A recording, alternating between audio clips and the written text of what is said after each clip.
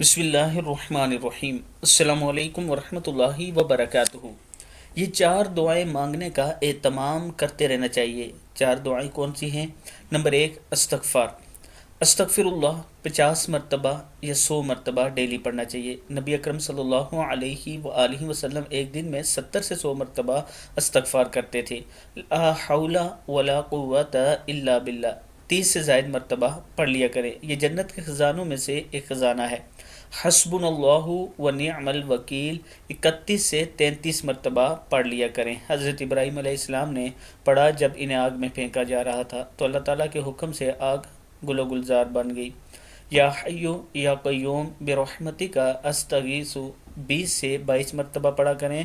رسول اللہ صلی اللہ علیہ وآلہ وسلم کو جب کوئی مشکل معاملہ پیش آتا تو آپ یہ دعا پڑھتے تھے۔ نبی اکرم صلی اللہ علیہ وآلہ وسلم کا فرمان ہے، ہر وقت اللہ تعالیٰ کا ذکر کرتے رہا کرو۔ صحیح مسلم کی حدیث ہے۔ اللہ تعالیٰ ہم سب کو اس پر عمل کرنے کی توفیق دے۔